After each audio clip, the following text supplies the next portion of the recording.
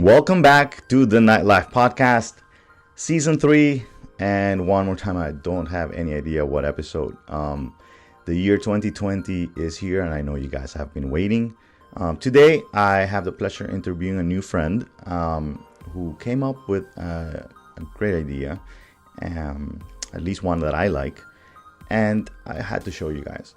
This is for the first time when it comes to technology, something that is not an app, which is something we should be, we're going to talk about. But, why don't we let him tell you about what it is. Welcome aboard, my new friend, Dave Rayns. How are you? Hi, Julio. Thanks for having me. Nice to see you. Dave, so why don't you tell people, a little bit of where you come from, your background, and where you're at today. Sure. So basically, TixTube is an evolution of a product set. So basically, we started with a system called Group to Me, and that was actually focused on allowing groups and clubs to actually share photos, videos, have discussions. It was kind of their own little social network. Like a meetup kind of thing. Yeah, similar to a meetup. And then they started asking to have, event type of features. So we started building out event features, and they started asking for promotion abilities and ticketing and so on and so forth. So we built that out, and we saw an opportunity that we can actually help a much broader audience of people to actually promote and manage their events.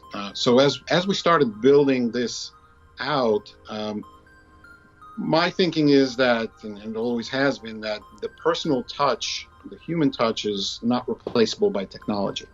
So what we think about is, what can technology do to help people build their audiences? And so one of the things that we saw is that, as far as the groups, each individual knows someone else, and another individual knows someone else, and that's actually how they were able to bring people to the events and build larger audiences at their events. Word of mouth. It's word of mouth, exactly. And so what we did is, from a technical perspective, from a technology point of view, how can we help them with that? And so we build technology to actually help one individual get another individual involved, and another individual, and so on and so forth. How that relates to nightclubs is in the exact same way. Mm-hmm. So when you think about a nightclub, people want to come to events, and they come to events with someone else, usually. Right. Someone else will tell them, hey, let's go here, or something like that. So most of the time, that's how people hear. And actually, there's a statistic that says that 80% of event goers hear about an event from someone that they know, from someone else. 100%. So that's actually a very big part of what we do. Yeah, I don't think I've ever been to any place that I have not been recommended before, or seen a referral by somebody else at least, or sent a link for a discount, or know somebody who's there. Those are pretty much what makes us make we don't want to make the decision. The way I see it is, it's kind of like we're tired of making decisions all day long, and with those types of decisions, it's easier if somebody makes them for us. Right. What I'm very into the whole personal touch thing. As a matter of fact, it's one of the things I talk about in my book. It's one of the things that I touch on the courses and everything, because it is an important part, both word of mouth and the personal touch. Word of mouth being the biggest promotional weapon you got, for sure, 100%. And a lot of people have forgotten about it lately. There's people that think social media will replace it, and just posting out there is more than enough. But yeah, you need a little more than that. But what made you realize that the personal touch was such an important thing? So like I said, it was the visibility into what these groups were doing. And originally, before we actually built some of this automation, we actually saw that the groups can actually tell one another. Someone within the group can tell someone outside the group that they're having an event, to actually bring others to it. And so that actually turned on a light bulb that, hey, we can actually, build technology that will automate and help that sort of interaction. So we actually help with automation in terms of whether it's the promoter or whether it's the sub-promoter. We help them to automate things such as text messaging, WhatsApp, Facebook, text messaging. Twitter. Yeah. That's a very important one, as a matter of fact. I mean, we all know, everybody knows, anybody that's out in marketing knows that emails have gone, the open rate has gone way down. Unless you have like serious raving fans that want to read whatever it is that you're posting or see your videos or whatever. But in general, email, open rate has gone way down. And a lot of people have large email databases. But I, and this from our own, we are only getting started for the past 2-3 years. We've been building our text database, but there's not that many options out there when it comes to managing it and sending them out that we feel comfortable with. We do it very old school, and we have somebody, in the office with that job directly. Right. But that's a big thing. Before we get into the texting, and which I think is a very important weapon that all promoters need. So at the beginning we were talking about a little comparison to meetups, in some way, from the beginning of what it used to be, more. Then, from the original name, you get a little bit of the Groupon thing, with the because you probably, with the links and what you send, you could probably also do coupons and discounts and all that kind of stuff. I'm Right. sure. But what I see most from when I hear Tixtube.com is Eventbrite, which is, I guess the big guys on the blog that everybody knows and they've been around. But I don't seem to see a lot of, when it comes to Eventbrite, I don't really see them helping, besides having the event there and keep a place where I can keep my database and send it to, just those people from their platform directly. So how would you actually compare when it comes to Eventbrite? Absolutely. So we actually have all the same features that Eventbrite does. And then we added a lot of marketing capabilities and kind of like what I call exponential event growth. So one of the things that we actually do, very well is we allow a promoter and sub-promoter to share revenue very quickly. So what happens is that when someone buys a ticket, that distribution of funds happens instantaneously. So it's the event organizer, promoter, sub-promoter, that happens automatically through the automated links that are in the system. So the funds actually get transferred immediately. So that's one thing. The other aspect of it is like I said, the marketing. The system helps them to interact and do the marketing at any level.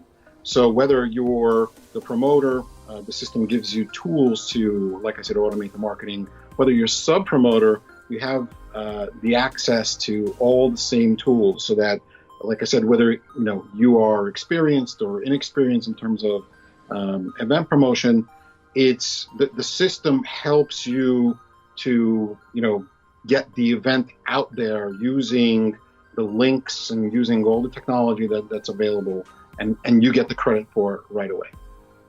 That's nice. So, all right. So, from what I hear, you protect the sub-promoter, the promoter. It's definitely very useful. It's going to help a lot of the promoters, hopefully ourselves included. I'm feeling we're going to be using this very soon. Man, it's just a lot more than Eventbrite. I thought it was, at first when I heard you speak about it at the beginning, I figured it was the same thing, but now I realize definitely that there's way more to it. So are you guys live? Is this something that people are using currently? Yeah. We actually have had this going for, like I said, Group to Me has been around for 4 years. Right. In its evolution, and now we're actually been promoting events for I think over a year now. So yeah, we're doing well. We're growing. We're excited about other features and functionality that we're going to be implementing. We actually do have a mobile app. While we actually feel that it's important for people to find out about the events from others rather than the mobile app, because as we know, it's extremely difficult to get a mobile app installed on the mobile device. Right. So that's download. why we actually, yeah, exactly. It's probably one of the main reasons why most apps don't make it. I mean, right. The marketing dollars you need to convince people to actually download an app and put it on their phone. Everybody knows that however many apps you have on your phone, which you're probably spending 80% of your time on those apps, not even 20% on phone calls for sure. But whatever amount of apps you have, you most likely have like the top 10 apps, that everybody has. And 6 of those are owned by Facebook. And, so in the end, it's very complicated. Right. So that's why we actually, say that, okay, it's you've got to promote events in an appless sort of way. You can't depend on someone downloading the app and then you'll see about what's going on in this nightclub or that event or that concert or whatever it is. So what would the app do? What is the purpose of it? So today the app does it's an iOS app for the iPhone. It contains, like I said, all the technology. It allows users to buy tickets. It allows them to see the different photos and videos of the various events that were had. It allows them to actually, be able to interact as well. They can actually share photos and videos if the promoter or event organizer allows people to actually share photos and videos. So that's a capability that exists in the app. The other aspect to it is we have kind of like a light POS system built into the mobile app as well, where you can check people in the door, you can sell tickets, scan the barcode, you can do all kinds of different things from the mobile app. So mobile app is a part of the platform, while we focus on really that human interaction, and we look at things a little bit differently, where a lot of times people think that from a nightclub perspective, that you need to cut out the middleman, you need to save some money on promoters. We look at it differently. We see that you can't really run a nightclub without promoters. You can't get people to the door without promoters. So you get it. Thank you. Yeah, absolutely. So that's why it's extremely important to allow promoters and sub-promoters to do their jobs. And so what we feel our platform does is, helps them do things in a much more efficient way, saves them time in terms of marketing and promotion and so on and so forth, so that they can actually do more with their time. Definitely. What's your background, or any of your partners? Any of you in the industry before? Because you guys seem to understand parts that a lot of people don't.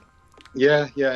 Actually, my partner is actually a musician, so he knows that aspect of it really well. And then we have someone who's on our board who's actually in the industry significantly. So. Right. Yeah, so a lot of influence there. Definitely.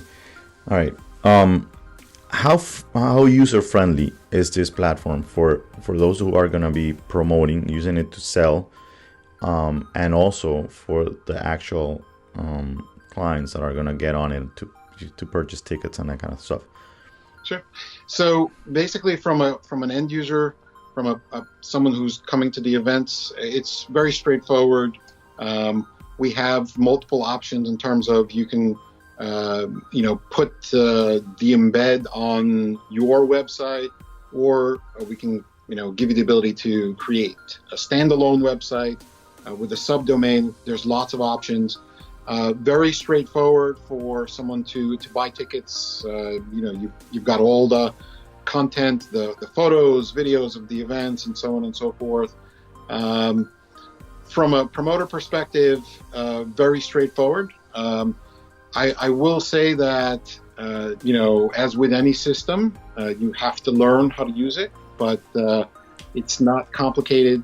There are instructional videos on how to use it, so it all exists today.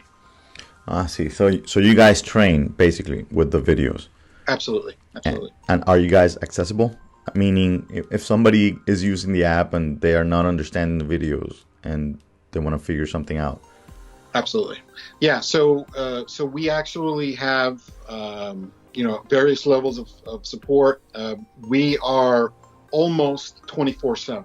So in other words, we're available, or someone on the team is available, and we actually work in different time zones. Although we focus specifically on the United States. So that's the market that we're actually focused on right now.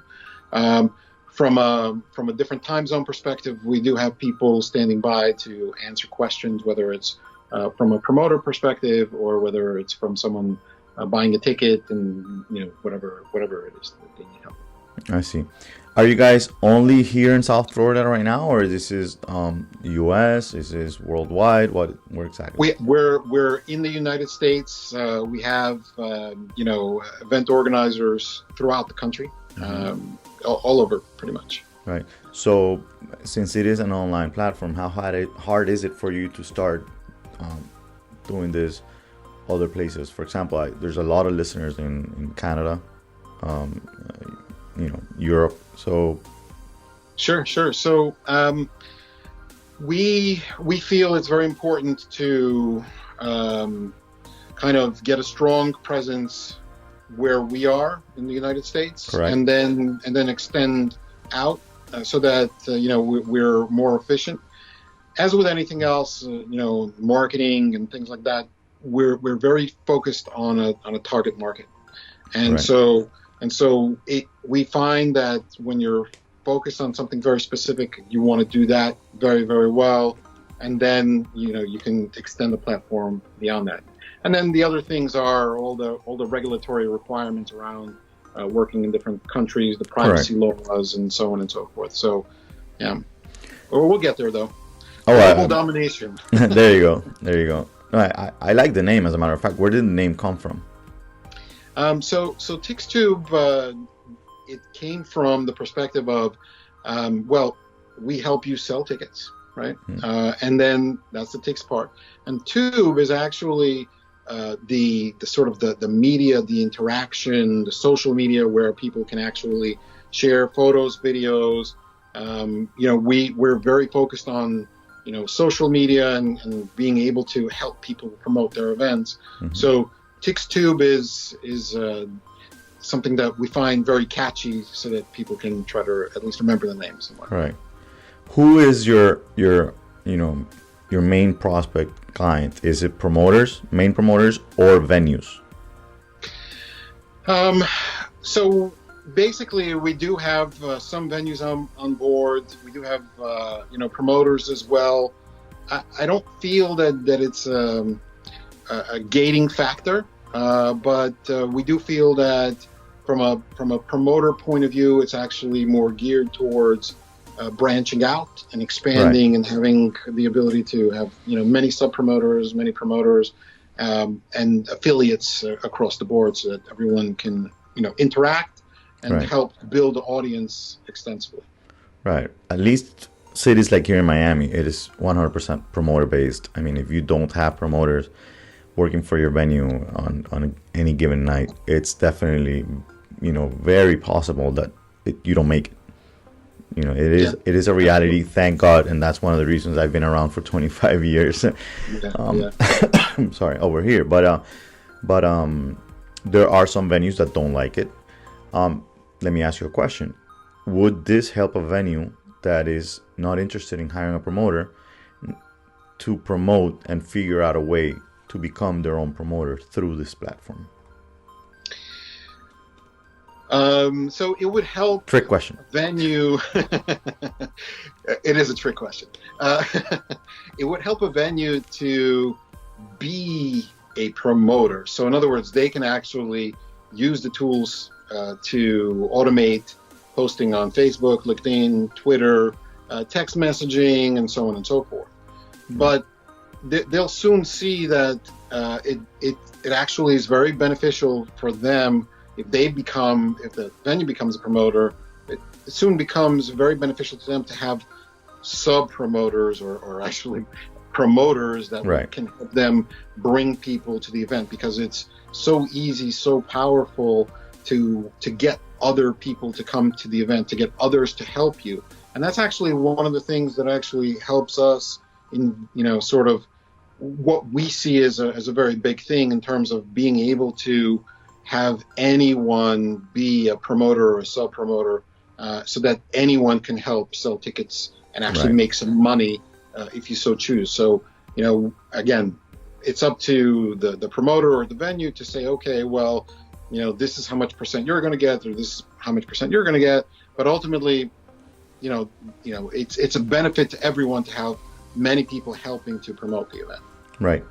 So when it comes to promoting the event and spreading out the word of mouth, which part do you guys do? Meaning, I know there's, for example, a link to the event, to the venue, to the event, but you guys send out the emails, you guys send out the text, you guys just give the link, and then everybody has to take care of the rest. Exactly, how would that part work?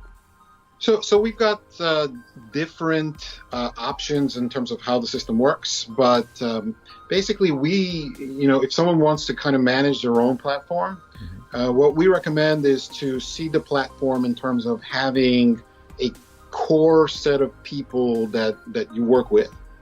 And then from there, the system begins to grow and automate, because every piece of marketing that the system does will contain a link that says, help us promote the event, or, the promoter or the organizer has options in terms of, what the link says, but we're always prompting people to get others to help promote the event. And actually share, so make some money, sharing some of the commission or whatever it is. So it's always a big thing for the system to incorporate all the links in whether it's the email that contains the ticket and the barcode, or it's the online ticketing page.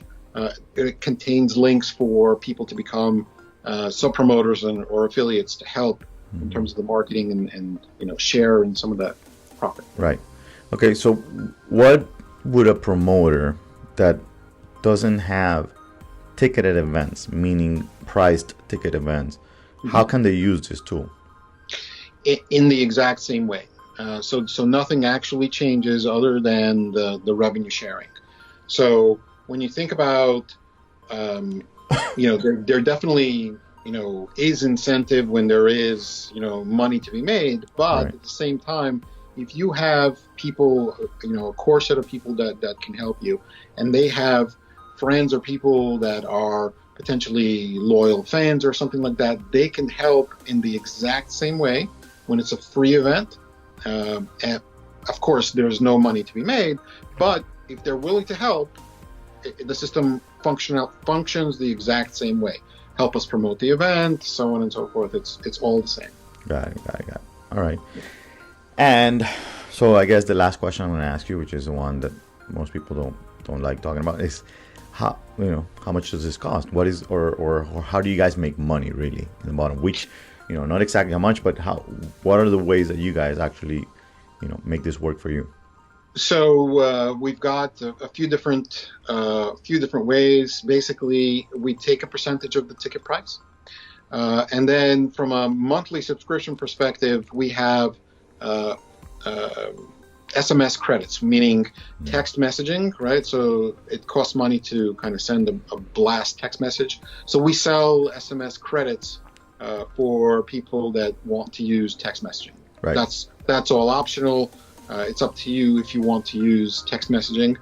We do have the capability to have someone send text messages for free, and that's available to anyone to use, but that's not a mass blast. That is an individual kind of preference where they can actually click with it when they're on a mobile device. It will launch your text messenger and send text messages directly from your phone. Okay, and you guys provide all this data also as to For example, this, the text that was sent, how many, and then the open rate and all that kind of stuff? So we don't see when someone sees a text message, but we do see that it was delivered. So that is included, right? So there's a report that indicates that the text message was delivered. Right, and we also know that everybody reads most, 99% of their text messages probably. Absolutely, yeah. The notification, and that's actually one of the big things, is that notifications are so prevalent that no one actually misses text messages per se. Right. And I like it. You know what? I am definitely going to try this. I'm going to try this.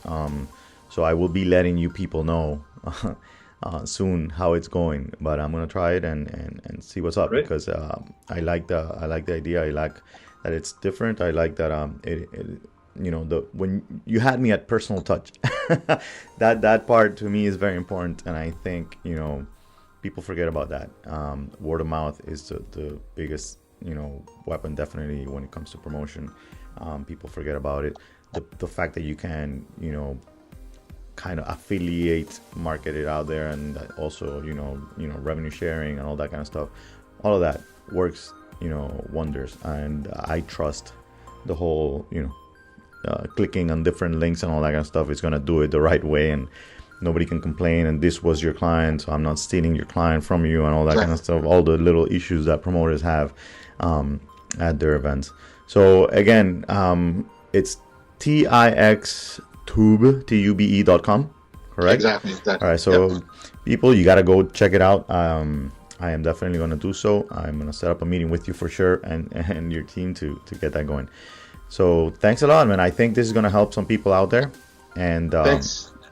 And definitely, thanks, I will. Thanks for having me. No. And actually, I just want to say that I think you're doing a great service to all the promoters by doing this podcast at your own time for free. Thank you. I think it's amazing that you're doing it. Thank you. Thanks for having me. Thank you.